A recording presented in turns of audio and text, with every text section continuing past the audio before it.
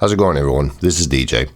In today's video, I will show you how to install and use the Downloader app version 2 on any Fire TV device, except for the Fire TV Stick 4K Select or the 2nd Gen Fire TV Stick HD, which both of them run Vegas OS.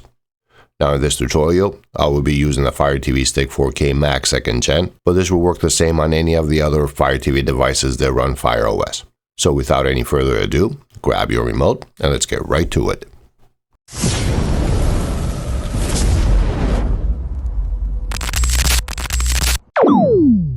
Alright, now the first thing we need to do here is get the Downloader app, and you can do it a couple of different ways. One way is to go to the magnifying glass on the left here and go down and start typing in a few letters, and it will show up on the results as you can see here. Or you can press the microphone button on the remote and just say Downloader app, and it will just come right up over here. Now for me it says download it, you own it. I already previously downloaded it before on another device, and this one. For you, will say get it, it's free. All you gotta do is just click on it, give it a second to download, and then it's gonna install it, and it will launch you right away.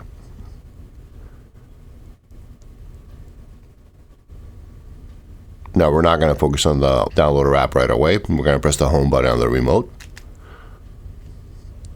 And in here, we're gonna go to the left of the 3-line button over here and scroll down all the way to settings. Click on there. In here, we're gonna go down to My Fire TV.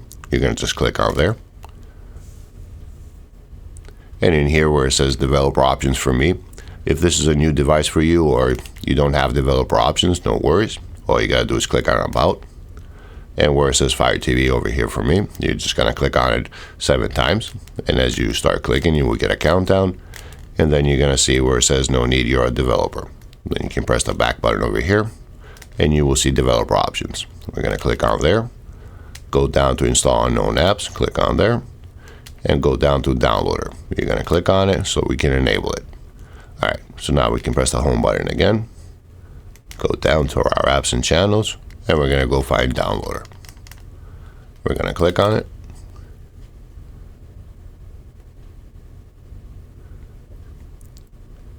Alright, so this is the new redesigned main screen of the Downloader app. Now compared to the previous version, as you can see here, before you used to have a side menu visible at all times. You had the home and browser separate. Now if we go back over here, as you can see, you don't have the side menu visible at all times. You can open up the side menu by going up here where it says Downloader and pressing on it.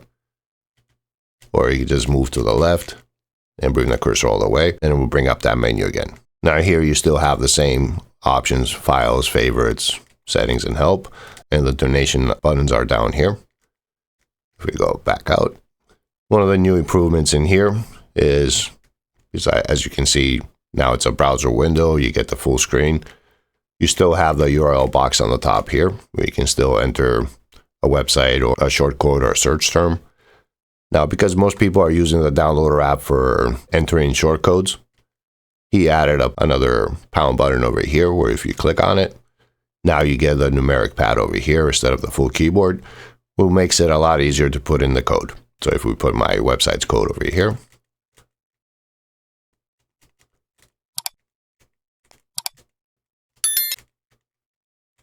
and press next, it will redirect you in 5 seconds. You can still scroll down and press anywhere on the page and pause it. If you want to double check that the website you're heading to is the correct one, press again and it will continue. And then it will load the website.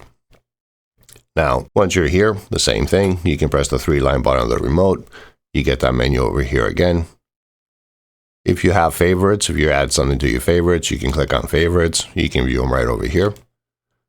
You can add this current page to your favorites. Just click on it, click on save, and now it's in your favorites. So now if we bring this back up and click on favorites, you will see it's right here. So you don't have to keep on going back and forth.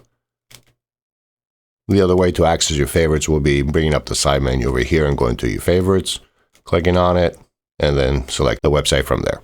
Now, one thing I will recommend doing if you visit a website often and it gets updated all the time, one thing you want to do is, as you can see here, like on my website, it says what was last updated.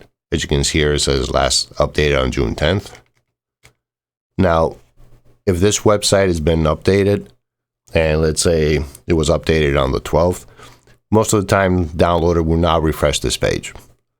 All you got to do now, press the home button of the remote, go to your settings. In here, we're going to go to Applications, Manage Install Applications, scroll down and find Downloader, click on it, and what you want to do here is just clear the cache. Now, if we go launch Downloader app again,